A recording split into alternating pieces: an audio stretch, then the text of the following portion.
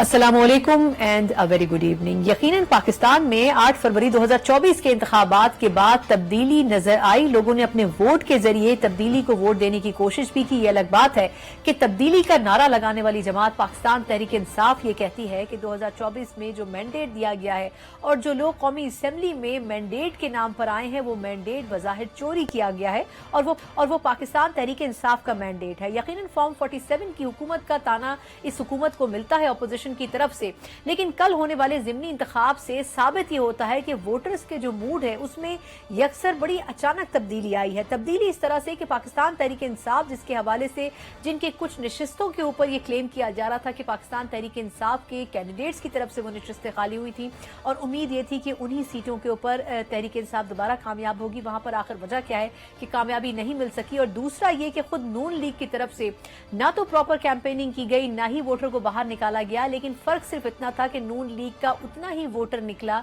जो कि पिछले इलेक्शन में जो कि फरवरी 2024 में हुए थे उनमें निकला था, वही उम्मीदवारों के लिए वोटर्स निकले। और उस अगर औसत तवाजुन को देखा जाए तो पाकिस्तान तहरीक इंसाफ के वोटर के बारे में ये कहा जा सकता है कि वो मायूस नजर आया या वो नहीं निकला। क्या इसकी वजह यह है कि जो धांधली के इल्जामात थे उससे पीटीआई के वोटर को मायूसी हुई, या फिर जो फॉर्म 45 से 47 तक का सफर था उसकी वजह से पाकिस्तान तहरीक इंसाफ का वोटर आखिर निकल नहीं सका? प्रोग्राम के पहले हिस्से में इस पर डिटेल में बात करेंगे। और इसके अलावा ईरानी सदर का जो पाकिस्तान का दौरा है उसके क्या मंदरजात हैं, किन नुकात के ऊपर वो दौरा हो रहा है, और सबसे बढ़कर ये कि वज़ीर आज़म शहबाज शरीफ साहब की हुकूमत के आने के बाद अव्वलीन दौरा जो किसी सरकारी सतह का है वो ईरानी सदर का है। क्या पैगाम इससे बैनुल अक़वामी बरादरी को भी जा रहा है? कैसे मुश्किल वक्त में जब ईरान की तरफ से इसराइल के साथ तनाज़ा इस वक्त अपनी शिद्दत में बढ़ावा पैदा कर रहा है, ऐसे मौके पर पाकिस्तान की फॉरेन पॉलिसी क्या होती है, इन पे डिटेल में हम बात करेंगे। लेकिन प्रोग्राम के पहले सेगमेंट में इंतखाबात के हवाले से जो गुज़िश्ता रोज हुए हैं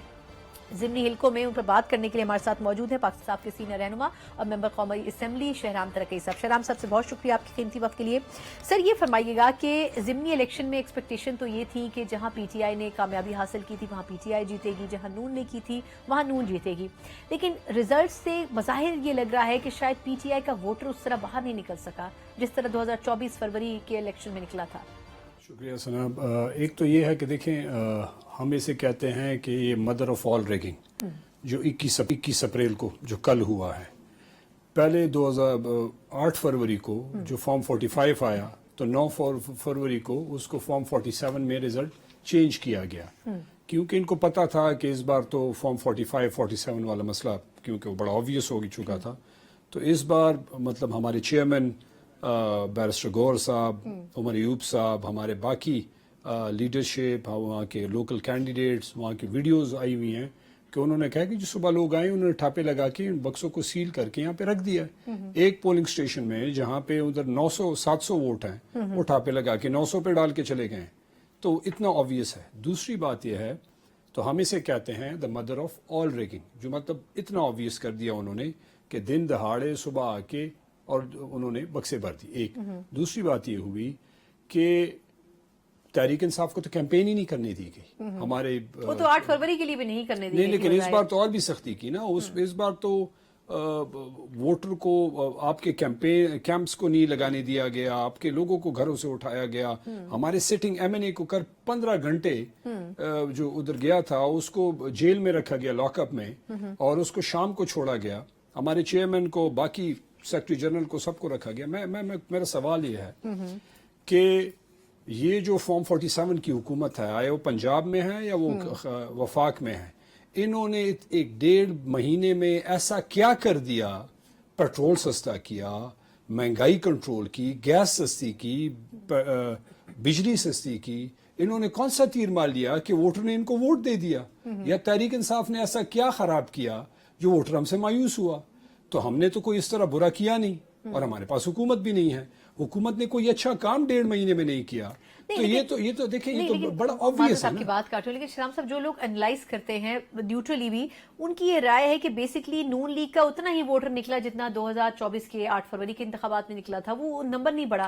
लेकिन एक्चुअली जो पीटीआई का बेतहाशा वोटर निकला था 8 फरवरी को, वो बज़ाहिर डिसअपॉइंटेड नजर आया, उसने इतना रिस्पॉन्ड नहीं किया। उसकी क्या वजह है? आपको ये फील होता है या फिर आपको लगता है कि नहीं, नंबर वाइज आपके लोग उतने ही थे? क्योंकि जो लोग कह रहे हैं वो कह रहे हैं कि नंबर उस तरह नहीं निकला पीटीआई का। बिल्कुल एग्री करते हैं इस हद तक کہ ووٹر ٹرن آؤٹ جو ہے وہ 17-18% رہا جی اور جنرل الیکشن میں آبویسلی اس کا ٹیمپو جو ہے اس کا جو حساب کتاب ہوتا ہے وہ ڈفرینٹ ہوتا ہے. ٹھیک بالکل ٹھیک. لیکن میں پھر اسی بات پہ آ رہا ہوں کہ نون لیگ کو یا ان کے اتحادیوں کو یہ غلط فہمی اگر یہ ہے, مطلب وہ ڈے ڈریمرز جسے کہتے ہیں کہ ان کو ان کے اعمال کا پتہ ہے, لوگ قوم یہ جان چکی ہے کہ اور مایوس بھی ہو چکی ہے, ووٹر بھی مایوس ہے کہ ہم ووٹ ایک کو دیتے ہیں, صبح یا شام کو اگلے دن جو ہے ریزلٹ میں کوئی اور ہوتا ہے.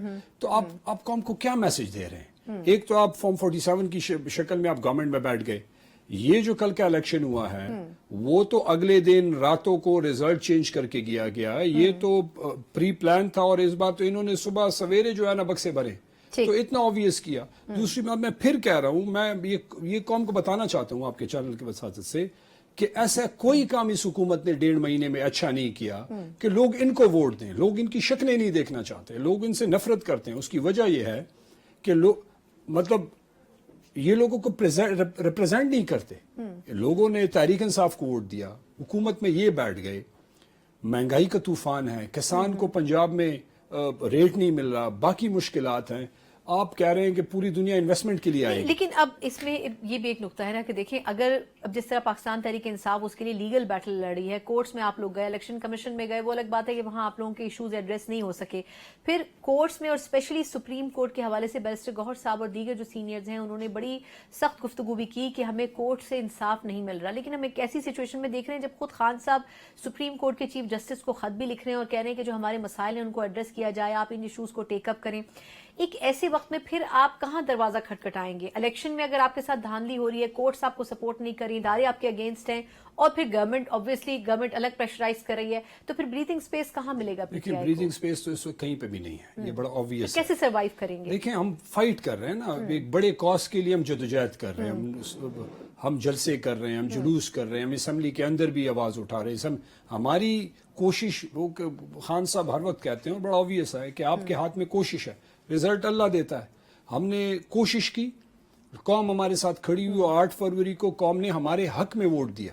ٹھیک ہے, اس بار وہی قوم ہے, وہی ایکسپیکٹیشن ہے, لیکن قوم کو یہ پتہ چل گیا ہے کہ یہ جو طریقہ کار چل رہا ہے, یہ جو پروسیس چل رہا ہے پورا, یہ قوم کی بربادی کے لیے چل رہا ہے. اس میں کوئی چیز ایسی نہیں پچھلے کب سے یہ چل رہا جس میں قوم کی بہتری ہو سکے. آپ کہتے ہیں کہ انویسٹر آئے گا اس ملک میں, جہاں پہ مطلب عدالتیں خود انصاف مانگ رہی ہیں سر, تو جہاں پہ عدالت انصاف مانگ رہی ہے, الیکشن کمیشن تو بڑا آبویس ہے, تحریک انصاف نے الیکشن کمیشن کے کردار کو پہلے ہی بڑا واضح کر دیا ہے. اور الیکشن کمیشن نے کون سے اس پہ فارم 47, فارم 45 اور 47 پہ ایک کیس میں آپ بتائیں جنہوں نے الیکشن کمیشن نے ابھی تک اس پہ کوئی انصاف کی کوئی اس پہ وہ کیا ہو, رزلٹ دیا ہو.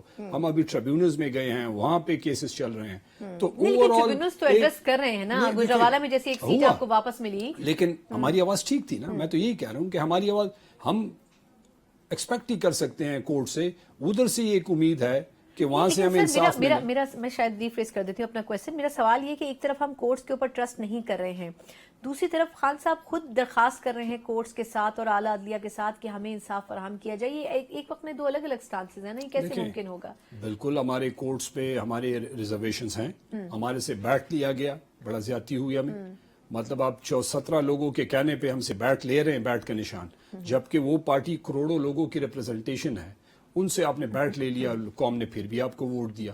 لیکن at the end of the day اگر خان صاحب نے اس کورٹ کو لیٹر لکھا ہے تو خان صاحب سمجھتے ہیں کہ یہ ججز صاحبان جو اعلیٰ عدلیہ ہے, جو پوزیشنز پہ بیٹھی ہوئی ہیں, اس کی طرف یہ پوری قوم دیکھ رہی ہے, اور قوم ایکسپیکٹ کر رہی ہے کہ ججز انصاف کریں گے, اور جو لوگوں کی جو مینڈیٹ ہے, جو لوگوں نے جس کو الیکٹ کیا ہے, اگر کورٹس یہ انشور کر دیں تو یہ قوم اپنے پیروں پہ کھڑی ہو جائے گی. مطلب انصاف کا اگر نظام نہیں ہوگا اور افراتفری ہوگی تو قوم تو پاکستان کا تو نقصان ہوگا نا. چلیں, لیکن میرا خیال ہے کہ ووٹ سے پاکستان کی عوام بہت سی چیزوں کو تبدیل کرنے کی طاقت رکھتی ہے. اچھا, کوئکلی مجھے 3-4 چیزیں آپ سے ڈسکس کرنی ہے. ایک تو یہ کہ الیکشن کے حوالے سے لاسٹ چیز یہ الگ بات ہے کہ وہ خیبر پختونخوا سے مطلب بلانگ کرتی ہے, لیکن آپ شاید بہتر کامنٹ کر سکیں. باجوڑ میں پاکستان تحریک انصاف نے ٹکٹ نہیں دیا تھا مبارک زیب صاحب کو, جن کے بھائی کی شہادت ہو گئی تھی, اور آپ لوگوں نے کسی اور کو ٹکٹ دیا, لیکن وہی مبارک زیب صاحب جو ہیں وہ جیت تو کیا وجہ ہے کہ پاکستان تحریک انصاف کو لگا کہ ان کا فیصلہ غلط تھا یا لوگوں نے ان کی سمپتھی میں ووٹ دیا؟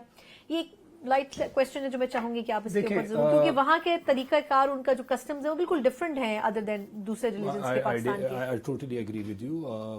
ایک تو یہ ہے کہ دونوں تحریک انصاف کے کینڈیڈیٹس تھے، جو شہید ہوئے وہ بھی تحریک انصاف کے تھے، جو لڑ رہے تھے الیکٹڈ اب نہیں تھے دوبارہ ان کو. اس بار بھی میرے خیال سے ہمیں تھوڑا سا وائزلی سوچنا چاہیے تھا. کہیں پہ مجھے لگتا ہے کہ ہم اس طریقے سے ہم نے کردار اس طریقے سے ادا نہیں کر پائے کہ ان دونوں کو ہم بٹھا کے اور ادھر ہم ایک فیصلہ کر پاتے، کیونکہ دونوں کو اچھے خاصے ووٹ پڑے. یہ الگ بات ہے کہ مبارک زیب صاحب جیت گئے، لیکن ان کو بھی جو ہارے لیکن مبارک زیب صاحب صوبائی میں بھی لڑے اور قومی میں بھی لڑے. اگر ہم میرے خیال سے اگر ہم بیٹھ جاتے، میری ذاتی رائے ہے، اور بیٹھ کے ان سے بات کرتے، کسی حد تک بات ہوئی بھی ہے، لیکن آبویسلی اگر ان کو ایک صوبائی کو ایک پہ کرتے، قومی پہ دوسری کو کرتے، کسی قسم کی کوئی ایڈجسٹمنٹ ہو جاتی. لیکن میں یہ کہہ رہا ہوں کہ ادھر ہمیں فیئر پلے ہے نا. دیکھیں یہاں پہ تحریک انصاف کی اپنی حکومت ہے سٹنگ، کوئی ایک بندہ یہ نہیں کہہ سکتا کہ تحریک انصاف کی اپنی حکومت نہیں ہوئی. اچھا، یہ ہمارے وہ جو انصاف کا نعرہ ہے وہ پریکٹیکلی آن گراؤنڈ ہم نے ثابت کیا ہے، اور جو لوگوں نے رائے دی ہے وہ ہمیں. اچھا شراب سے، کیونکہ وقت تھوڑا سا کم ہے، مجھے یہ بتائیں کہ گنڈا پور صاحب کی شخصیت کے بارے میں ہم نے پہلے بھی بات کی ہے، لیکن اگر میں اسٹریٹ ان کے کامنٹ کی طرف آؤں تو انہوں نے کہا ہے کہ میں ورکرز کنونشن کروں گا، میں لوگوں کو موبلائز کروں گا، ورکرز کو باہر نکالوں گا، میں دیکھوں گا کہ مجھے کون روکے گا. ٹھیک ہے، وزیر اعلیٰ کی ڈومین میں رہتے ہوئے وہ تمام ایکٹیویٹیز کر سکتے ہیں، لیکن ایک تو آپ کو کیا لگتا ہے کہ وفاق اور باقی صوبے ان کو یہ اسپیس دیں گے؟ دوسرا یہ کہ یہ جو آپ پوری تحریک کے لیے پورا اپنا لائن اپ کر رہے ہیں اپنی پولیٹیکل پارٹی کو، تو اب ایک مسئلہ درپیش ہے کہ انٹرنلی بھی پی ٹی آئی میں گروپ بندی بہت ہے، اس کو کیسے کنٹرول کرنے کی کوشش کی جائے گی؟ میں آپ کے دوسرے سوال کا پہلے جواب دوں. دیکھیں گروپ بندیاں ہر پارٹی میں لائکنگ ڈس لائکنگ ہوتی ہیں، بالکل نارمل ہے. تحریک انصاف میں بھی لائکنگ ڈس لائکنگ ہے، لیکن تحریک انصاف عمران خان کی لیڈرشپ کے نیچے متحد ہے. سب تحریک انصاف عمران خان کو مانتی ہیں اور اس کے ڈیسیژن کو مانتی.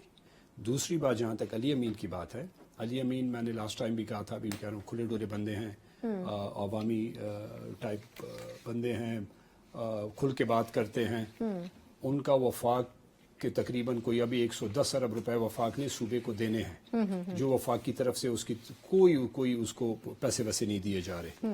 وفاق سے وہ میٹنگ بھی انہوں نے کی، وہ گئے بھی، انہوں نے ملاقات بھی کی. ایون دو کے ڈفرینسز ہیں، ہمارے اختلافات ہیں، لیکن پھر بھی صوبے کی خاطر وہ گئے، انہوں نے بات کی، لیکن وفاق کی طرف سے ان کو کوئی سپورٹ نہیں دی گئی. چیف سیکرٹری کی بات ہو، آئی جی کی بات ہو، کوئی اور بات ہو. اب جو سٹنگ چیف سیکرٹری ہے یا آئی جی ہیں وہ اپنی جگہ پہ ہیں، ان کی قابلیت میں کوئی شک نہیں ہوگا، لیکن ایک چیف منسٹر کا ایک رائٹ ہے کہ وہ اپنی ٹیم بنائے. اب اگر آپ ایک چیز پنجاب کو دے رہے ہیں، سندھ کو دے رہے ہیں، بلوچستان کو دے رہے ہیں، یہ خیبر پختونخوا اتنا ہی پاکستان کا حصہ ہے جتنا پنجاب، سندھ اور بلوچستان ہے. بے شک وہاں پہ کسی اور کی، آپ کی اپوزیشن کی، آپ کے رائولرز کی، ان کی حکومت ہے، لیکن وہاں کے لوگوں نے 2/3 اکثریت تحریک انصاف کو دی ہے. تو آپ نے لوگوں کی جو جمہوریت کے چیمپئن بنتے ہیں، وہ پیپلز پارٹی ہو یا نون لیگ ہو، تو ان کو یہ احساس ہونا چاہیے کہ لوگوں نے وہاں اس علی امین کی گنڈا پور کی گورنمنٹ کو الیکٹ کیا ہے، اور وہ ان کا رائٹ ہے کہ وہ جو ٹیم مانگے، جو ان کا پیسے ہیں وہ ان کو دے، تاکہ یہ صوبہ چل سکے. فرنٹ لائن صوبہ ہے. دوسری بات یہ ہے جو آپ نے بات کی کہ وہ جلسے کریں گے، جلوس کریں گے، فنڈامنٹل رائٹ ہے ہمارا. ایون دو کہ پاکستان میں رائٹس کی کہاں پہ فنڈامنٹل رائٹس کی بات ہوتی ہے؟ نہ آئین ہے، نہ دستور ہے، نہ قانون ہے. مائٹ از رائٹ والا کام ہے. انفارچونیٹ ہے، مطلب بدقسمتی ہے اس ملک کی، لیکن پولیٹیکل سٹرگل تو جاری رہے گی نا. اور وہ علی امین بحیثیت وزیر اعلیٰ، بحیثیت صدر پاکستان تحریک انصاف پختونخوا، وہ ان کے رائٹ ہے کہ وہ احتجاج بھی کرے، آواز بھی بلند کریں، اور وہ پورے صوبے کو ریپرزینٹ کرتے ہیں. اور تحریک انصاف کی بڑا امپورٹنٹ ہے. کوئکلی مجھے ایک چھوٹا سا سوال کا اور بھی جواب، وہ یہ کہ رانا ثناء اللہ صاحب نے ایک بڑا پازیٹیو، انہوں نے کیا کہنا چاہیے، زیتون کی شاخ دی ہے کہ اگر پاکستان تحریک انصاف بات چیت کے لیے مذاکرات کی ٹیبل پر آتی ہے تو خان صاحب کی رہائی بھی کوئی ان پاسبل سی چیز نہیں ہے جو نہ ہو سکے. حالانکہ وہ خود بھی ابھی ٹف ٹائم سے گزر رہے ہیں، ویسے رانا صاحب بھی، لیکن پھر بھی انہوں نے ایک بات تو پازیٹیو کی ہے. دیکھیں اب ان کے بارے میں کیا کہوں، انہوں نے اتنے الٹے سیدھے کام کیے ہیں.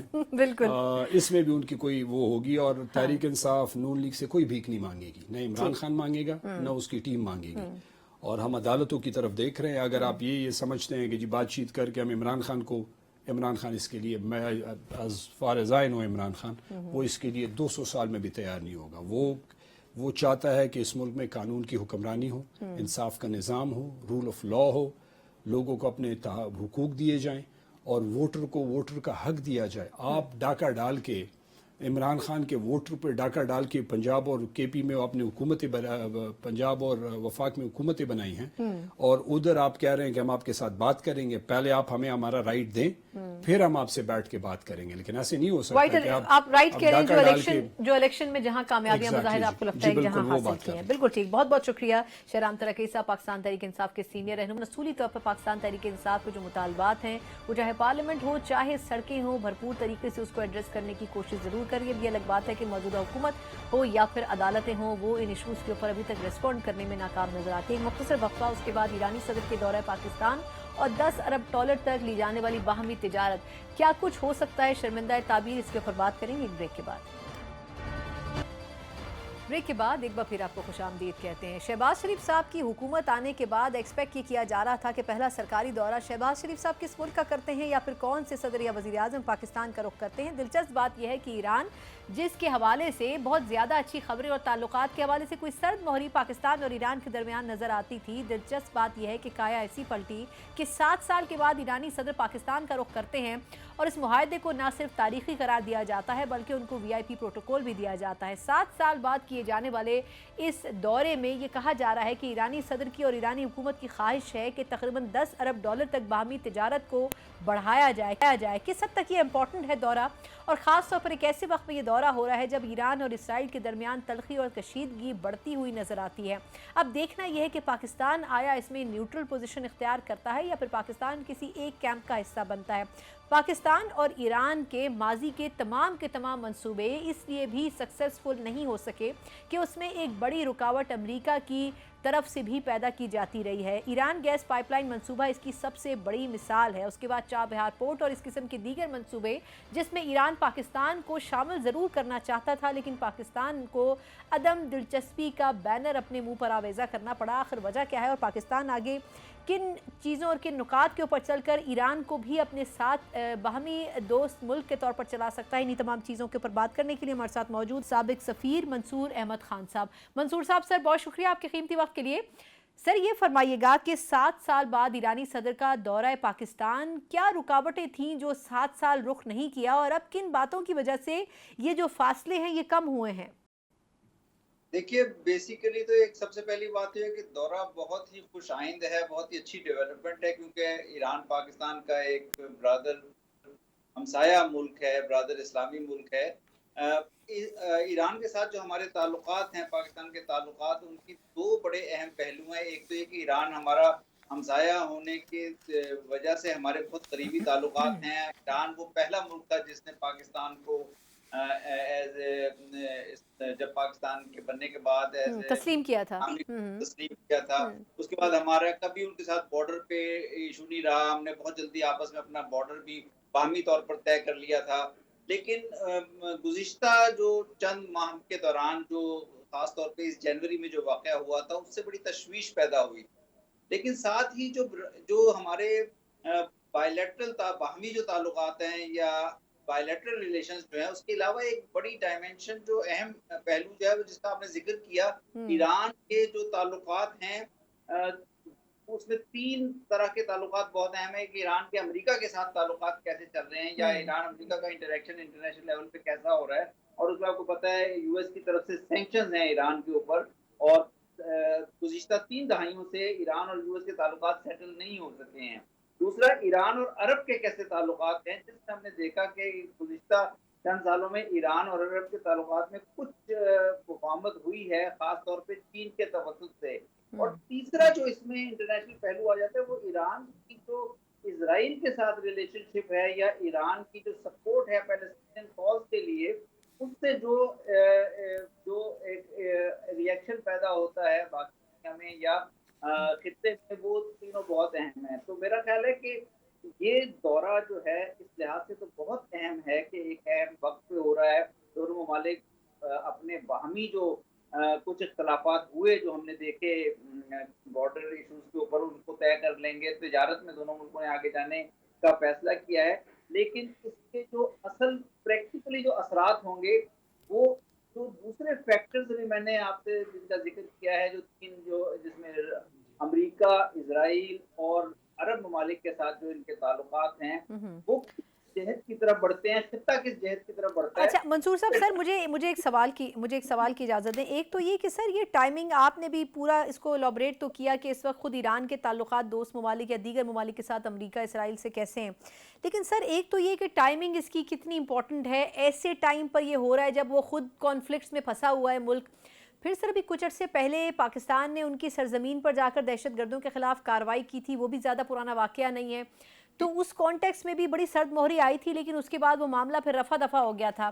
تو یہ آپ کے خیال میں دوبارہ اثر نو تعلقات ترتیب دیے جائیں گے، یا کن ٹرمز کے اوپر پاکستان بینیفیشل پوزیشن پر آپ کو کون نظر آئے گا اس میں، دیکھیں پاکستان یا ایران؟ جی دیکھیں میرا خیال ایک لحاظ سے تو یہ بہت اہم ہوتا ہے کہ آپ کے جتنے مرضی تعلقات مشکلات میں ہوں، آپ ہمیشہ ایک تعلقات کو ایک دوسرے کے ساتھ بات چیت کے ذریعے، ایک ڈائلاگ کے ذریعے ریزالو کرنے کی کوشش کریں. اور اس لحاظ سے تو یہ بہت اچھی ڈیولپمنٹ ہے کہ ایران کے صدر آئے ہیں. کسی بھی صدر کا یہ پہلا دورہ ہے جو ہمارے حالیہ الیکشنز کے بعد، اور اس سے دونوں ممالک کے درمیان اس کشیدگی کو دور کرنے میں بہت مدد ملے گی. لیکن ساتھ ہی آگے بڑھنے سے متعلق جب بات ہوتی ہے تو اس میں بہت سے ایشوز آ جاتے ہیں. ایران کے ساتھ تجارت بڑھانے کا جو معاملہ ہے، جب ہم $10 بلین یا اس سے زیادہ کی تجارت کرنے کی بات کرتے ہیں تو یو ایس کی سینکشنز کیا رول پلے کریں گی، اس میں وہ ایک فیکٹر بہت اہم ہو جائے گا. اسی طرح ہمارے لیے ایک توانائی کا جو بحران ہے، بہت شدید بحران ہے. اور جب ہم Iran Pakistan gas pipeline کی بات کرتے ہیں جو ہمارے لیے بہت ہی اہمیت کی حامل ہے، تو اس میں جو ہمیں کس قسم کے پریشرز کا سامنا اب کرنا پڑے گا امریکہ کی جانب سے، کیونکہ آپ نے دیکھا تھا کہ امریکی آفیشلز نے یہ کہا تھا کہ ان کو اس پروجیکٹ سے کے اوپر ان کو تشویش ہے. تو ان فیکٹرز سے جو نمٹنا ہے، وہ دونوں ممالک کس طرح نمٹتے ہیں، ٹھیک. ان ڈائیورجنس سے یا ان ڈفرینس سے دونوں ممالک کس طرح نبرد آزما ہوتے ہیں، یہ بہت اہم ہوگا آگے بڑھنے کے. اچھا ایک سوال سر اور میں چاہوں گی آپ اس پہ ذرا اظہار خیال کریں. سر خبریں ہیں کہ نواز شریف صاحب، آپ کو پتہ ہے سابق وزیر اعظم بھی ہیں، 3 مرتبہ پرائم منسٹر رہے ہیں، سر خبریں ہیں کہ وہ پروبیبلی چین کے دورے پر روانہ ہو رہے ہیں. اب یہ کن لائنز کے اوپر یہ دورہ ہے یہ ابھی تک واضح نہیں ہو سکا، لیکن کہا جا رہا ہے کہ وزیر خارجہ اسحاق ڈار صاحب ان کے ہمراہ ہوں گے. تقریباً 4-5 دن کا یہ دورہ ہوگا. سر اگر آپ ویسے اس کے اوپر کامنٹ کر سکیں کہ کیا یہ پرسنل ہے، اور اگر سرکاری اس میں ہے تو آپ کو لگتا ہے کہ اس وقت تو بظاہر وہ ایک ممبر قومی اسمبلی ہیں، لیکن کیا ایسی کیلیبر کے ساتھ وہ کسی ایسے بڑے ملک کا دورہ سرکاری طور پر کر سکتے ہیں؟ اگر اس کو آپ تھوڑا ٹیکنیکلی بریف کر سکیں. دیکھیں مجھے اس بات کا علم تو نہیں ہے کہ یہ دورہ کس طرح سے پلان کیا گیا ہے، کیا اس طرح سے ایگری کیا گیا ہے. لیکن چونکہ اس دورے میں محترم نواز شریف صاحب کے ساتھ وزیر خارجہ بھی جا رہے ہیں جو کہ صرف خارجہ ہیں، تو لازمی بات ہے اس کی کوئی نہ کوئی کسی نہ کسی طرح سے کوئی سرکاری حیثیت تو اس کو بالکل. دے گی. اور اس وقت آپ یہ بھی دیکھیے کہ چائنا کے ساتھ جو ہمارا انٹریکشن ہے، یا چائنا کا جو اس خطے میں رول ہے، یا چائنا کے ساتھ جو باہمی تعلقات میں بھی جو ڈیولپمنٹس ہوئی ہیں، ہو رہی ہیں اور آگے ہوں گی، وہ بھی بہت اہمیت کی حامل ہیں. خاص طور پہ ہمارے لیے سی پیک جو ہے، سی پیک کا جو سی پیک میں جو ایکسپینشن ہے، سی پیک میں جو کشادگی ہے، سی پیک میں جو وسعت ہم نے دینی ہے، وہ ہمارے لیے بہت اہمیت کی حامل ہے اگلے 10-15 سال کے لیے. اور لیکن ساتھ ہی ہم نے دیکھا ہے کہ سی پیک پہ جو کام کرنے والے یا چائنیز پروجیکٹس پہ کام کرنے والے جو انجینئرز ہیں یا ورکرز ہیں یا پروفیشنلز ہیں، ان کو بہت سفاکی سے ٹارگٹ کیا گیا ہے حالیہ کے دوران. تو میرا خیال ہے کہ اس سے تھوڑے سے چائنا اور پاکستان میں جو حالات ہیں، جو آگے چائنا اور پاکستان کی انگیجمنٹ ہے، اس کو بڑی سمجھداری کے ساتھ ڈیل کرنے کی ضرورت ہے. بالکل تو ٹھیک. اب یہ تو نہیں پتا کہ یہ دورہ کس نوعیت کا ہوگا، لیکن پاکستان اور چین کو ایک دوسرے کے ساتھ میرا خیال ہے بہت قریبی طور پر انگیج کرنا ہوگا اگر ہم اس پورے خطے کو ایک اسٹیبلٹی کی طرف لے کر بالکل جانا ٹھیک. چاہتے ہیں. بالکل ठीक। बहुत बहुत शुक्रिया मंसूर अहमद खान साहब, साबिक सफ़ीर हमारे साथ मौजूद थे। यकीनन ईरानी दौरा पाकिस्तान के लिए तारीख़ी अहमियत का तो हामिल है, लेकिन दोनों मुल्कों के दरमियान ताल्लुकात की इस्तवार होने में भी अहम साबित हो सकता है। एक मुख्तसर वक्फा, उसके बाद दोबारा रुख करेंगे पंजाब और पूरे मुल्क में जो ज़िमनी इंतखाबात का सिलसिला था, यकीनन तवक्कात के बरक्स नताइज मिले, लेकिन हुकूमत की जो ख्वाहिशात थी वो तकरीबन पूरी होती नज़र आई। लेकिन ग्राउंड रियलिटी क्या है, इसके ऊपर बात करेंगे और सियासी तज्जिया भी लेंगे एक ब्रेक के बाद। ब्रेक के बाद एक बार फिर आपको खुशामदीद कहते हैं। ब्रेक से पहले हम बात कर रहे थे कि जहां ज़िमनी इलेक्शन की बात हो वहां मुस्लिम लीग नून से तवक्कात ये थी कि क्या अपनी नशिस्तों को प्रिजर्व कर सकेगी। वहीं पीटीआई ने बहुत सी नशिस्तें लूज़ भी कर ली, लेकिन अब देखना यह है कि किस जमात से कहाँ कोताही हुई, किसने कहाँ अच्छा प्ले किया। लेकिन दूसरी तरफ सियासी महाज के साथ साथ खुद पाकिस्तान के अंदर ईरानी सदर की आमद, ये कहा जा रहा है कि आया पाकिस्तान के लिए खुशाइन साबित हुई है या फिर पाकिस्तान के लिए मुश्किलात में इजाफा कर सकती है। ओवरऑल पाकिस्तान की हुकूमत के सियासी और बैनुल-अक़वामी सतह के जो मसाइल हैं, ख़ुद फ़ॉरेन पॉलिसी के हवाले से देखा जाए तो मियाँ शहबाज शरीफ साहब की पॉलिसी बज़ाहिर इस वक्त कुछ नज़र नहीं आती है। आया पॉलिसी खुद उनके अपने हाथ में है या फिर इदारों के हाथ में, चाहे सियासी महाज हो चाहे दिफाई और ख़ारजी महाज हो।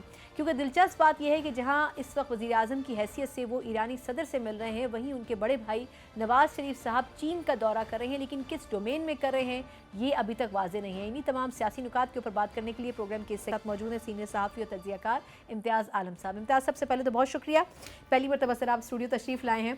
सर, बहुत सारे पॉइंट्स हैं, लेकिन सबसे पहले मैं क्विकली चाहूँगी कि ईरानी सदर का जो दौरा पाकिस्तान है, 7 साल बाद इस दौरे का होना, आपके ख्याल में कितनी इसकी इम्प्लिकेशंस होंगी पाकिस्तान पे, फ़ायदेमंद होंगी या उल्टा नुकसानदेह होंगी? मेरा ख्याल है पाकिस्तान अभी इस दौरे के लिए तैयार नहीं था, और दूसरा ये है कि पाकिस्तान पहले ही अंडर वार्निंग है अमेरिका की तरफ से, और वो गैस पाइपलाइन का जिक्र तक नहीं हुआ है।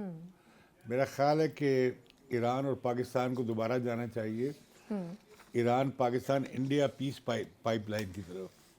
अगर आपने अमेरिकन सेक्शंस को ज़रा अवेट करना है, उनसे बचना है। दूसरा ये कि खुशाइंद है कि जी ये फ्री इकनॉमिक जोन की बात है, लेकिन क्या वो सिर्फ बॉर्डर ट्रेड की हद तक होगा? मेरा ख्याल ये है कि ये पाइपलाइन तो आपको बिछानी चाहिए, वरना $18 बिलियन आपको फ़ाइन हो सकता है, जुर्माना हो सकता है।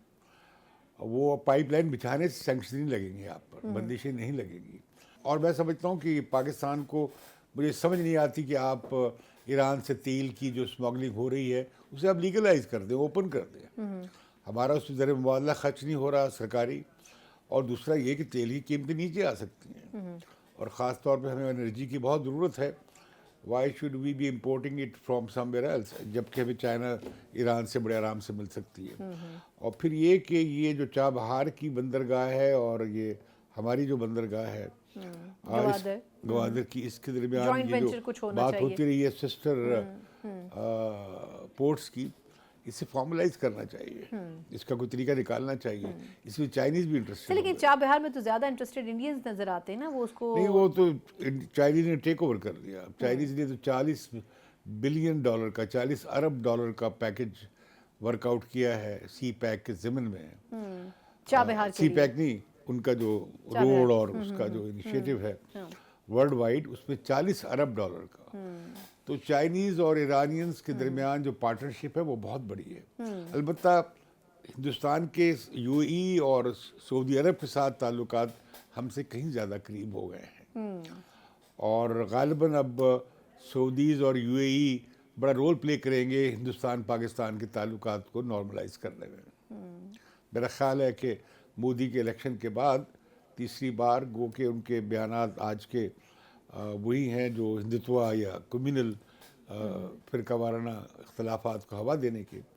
इसकी वजह मुझे नज़र ये आती है कि शायद पहले राउंड में मोदी को उम्मीद जो थी वो उनकी पूरी नहीं हुई, और ये 400 पार का जो नारा था, 534-33 नशिस्तों में से उनका ख्याल था कि वो 400 क्रॉस कर जाएंगे, लेकिन मुझे नहीं लगता कि वो 300 भी मुश्किल से क्रॉस करेंगे। उनकी नशिस्तें कम होंगी पहले के मुकाबले। तो लिहाजा मुझे लगता है कि उसे फैन अप कर रहे थे, जिस पे आज पाकिस्तानी मीडिया में भी उस पर रद्द मलाया है, और मेरा ये अंदाज़ा है कि शायद मोदी पाकिस्तान से ताल्लुकात नॉर्मलाइज करने की तरफ जाएंगे। ये बात मैं कर रहा हूँ के बाद जी, इलेक्शन के बाद, और उसमें मुझे ये लगता है कि سعودیز کا اور یو ای کا کردار کافی کردار بڑا رہے گا. ہوگا. اچھا سر اب یہ فرمائیے گا کہ اب ہم نے جس طرح مودی صاحب کی بات کی ہے تو نواز شریف صاحب ہمیشہ ہدف تنقید رہے ہیں کہ بھارت سے اپنے دور حکومت میں تعلقات بہتر رکھے ہیں انہوں نے, لیکن اس مرتبہ یہ بھی بات ہو رہی ہے کہ وہ آج رات غالباً چین کے دورے پر جا رہے ہیں. اب وہ خود سرکاری طور پر صرف بظاہر ممبر قومی اسمبلی ہیں, آپ کے خیال میں کس ڈومین میں, اور ان کے ساتھ وزیر خارجہ اسحاق ڈار صاحب بھی ہیں, یقیناً کچھ نہ کچھ ایجنڈا تو ہوگا ان کے پاس ملاقات کا. یہ کمیونسٹ پارٹی آف چائنا کا اور نون لیگ کے اور پیپلز پارٹی اور کمیونسٹ پارٹی آف چائنا کے درمیان اور خود پی ٹی آئی اور کمیونسٹ پارٹی آف چائنا کے درمیان تعلقات رہے ہیں پارٹیوں کی سطح پہ, اور نواز شریف لیڈر ہیں پی ایم ایل این کے, شاید فارملی صدر بھی بن جائیں گے, اور یہ دورہ ان کا امپورٹنٹ لگتا ہے مجھے, ایسے نہیں ہے, اس میں وزیر خارجہ بھی ساتھ جا رہے ہیں. اور نواز شریف پہ حیران کن طور پہ انڈیا میں بھی اعتماد کیا جاتا ہے اور چائنا میں بھی ایک طرح کا اعتماد کیا جاتا ہے. تو اگر وہ کر رہے ہیں تو مجھے لگتا ہی ہے کہ ان کا زیادہ بڑا فوکس تو پروونشل ہے, یا یہ کہ بھئی اگلا فیز کیا ہو سی پیک کا, کیونکہ سی پیک تو پچھلے 4 سال رکا رہا ہے. اب ہمیں تیزی سے جانا چاہیے. یہ جو اکنامک فری زونز ہم بنانے, اسپیشل زون جو بنانے جا رہے ہیں اس کی طرف, اور دوسرا میں تو یہ کہوں گا کہ ہنر بندی سیکھیں ہم چین سے. ہم بنائیں 1000 ٹیکنیکل کالجز چائنا کی مدد سے, ہم بنائیں انفارمیشن ٹیکنالوجی اور آرٹیفیشل انٹیلیجنس, زراعت کی جو ان کے ہاں بڑی ترقی ہوئی ہے, اور جدیدی سائنسی میدانوں میں ہمیں اپنی پرائرٹیز تھوڑی صاف کرنی چاہیے چائنا کے حوالے سے. مجھے معلوم نہیں کہ ان کے مینیو میں یعنی نواز شریف کے دورے کے دوران کیا چیزیں ایجنڈے پر ہیں, لیکن کچھ نہ کچھ کانکریٹ ضرور لے کر آئیں گے واپس. میرا خیال ہے کہ یہ ایکسپلوریٹری دورہ ہوگا, کیونکہ وزیر اعظم نے بھی جانا ہے چائنا, اور اس میں چیزیں تب تک کلیئر ہو جائیں گی. اور اس سے پہلے یہ چائنا پاکستان کی جو ایک کمیٹی ہے, جو ایک طرح کی سپریم باڈی ہے دونوں ملکوں کے درمیان, اس کا اجلاس ہونا ضروری ہے. اس کے بعد ہی جائیں گے پرائم منسٹر. ٹھیک, بالکل ٹھیک. اچھا اب سر تھوڑا سا میں لوکل پالیٹکس پہ آتی ہوں. ضمنی الیکشن کی پریڈکشن یہ بڑی ہو رہی تھی کہ جی پی ٹی آئی اپنی سیٹس کو پریزرو کرے گی, نون لیگ اس طرح کم بیک نہیں کر سکے گی, لیکن ہم نے بالکل الٹا ہوتا ہوا دیکھا کہ نون لیگ نے الٹا اپنی سیٹس پریزرو کی کسی حد تک. پی ٹی آئی کی جو ایکسپیکٹیشن تھی ان کی اپنی چھوڑی ہوئی نشستوں پر بھی وہ سٹینڈ نہیں کر سکے, بلکہ باجوڑ میں تو ان کے اپنے کینڈیڈیٹ کو جس کو ٹکٹ نہیں دیا وہ کینڈیڈیٹ جیت گیا, ان کا اپنا کینڈیڈیٹ ہار گیا. یہ میرا خیال باجوڑ میں مقامی بغاوت ہوئی ہے. مقامی بغاوت ہوئی ہے, لیکن یہ ہوا کیا ضمنی الیکشن میں؟ انتخابات مختلف نہیں تھے جیسے کیئر ٹیکر سیٹ اپ میں ہوئے. بھئی آپ کیوں, تھوڑے سے انتخابات ہیں, 2 سیٹیں اگر آگے پیچھے ہو بھی جائیں تو توازن نہیں بدلتا. نہیں لیکن انہوں نے کنٹرول کیا آپ کے خیال میں. دیکھیے آپ نے کیوں سوشل میڈیا پھر آف کر دیا, آپ نے پھر انٹرنیٹ آف کر دیا, بالکل. اور پھر یہ کہ آپ نے پوری اسٹیٹ مشینری یوز کی, وہاں بندے لگائے, تو یہ الیکشن ویسے ہی تھے جیسے پچھلے الیکشن ہوئے, اس سے مختلف نہیں تھے. اور میں سمجھتا ہوں کہ کولیشن جو ہے یہ ہارنا اس کے لیے بہت ڈیمیجنگ ہوتا ہے. نہیں لیکن معذرت آپ کی بات کاٹ رہی ہوں, آپ کو یہ بات درست ہے, یہ جو ایک اسٹیٹمنٹ نیریٹو آ رہا ہے کہ جی پی ٹی آئی کا ووٹر نکلا نہیں, نون لیگ کا اتنا ہی نکلا جتنا 8 فروری کو نکلا تھا, لیکن پی ٹی آئی کے ووٹر نے رسپونڈ نہیں کیا کل. نہیں, میں نے جو ان کا قصور کا جلسہ دیکھا ہے وہ تو بہت زبردست تھا. میرا خیال تھا کہ وہ شاید قصور کی سیٹ جیت جائیں گے, لیکن غالباً ان نتائج کے بارے میں ویسے سوالات اٹھ رہے ہیں جیسے پچھلے انتخابات, جنرل انتخابات کے بارے میں اٹھے تھے. تو اس لیے آپ کو لگتا ہے کہ پریڈکٹ نہیں کیا جا سکتا؟ یہ کیوں نہیں, دیکھیں نا کہاں تک آپ سٹریچ کریں گے یار, تھوڑا سا تو کریڈیبلٹی لے آئے الیکٹرل پروسیس میں. اچھا ایک اور کویسچن سر, وہ یہ کہ اب میاں صاحب کے بارے میں تو آپ نے گفتگو کی ہے, لیکن عمران خان صاحب کا سٹیٹمنٹ کچھ سمجھ نہیں آ رہا کہ ہر گزرتے دن کے ساتھ ان کا ایک نیا سٹانس آتا ہے.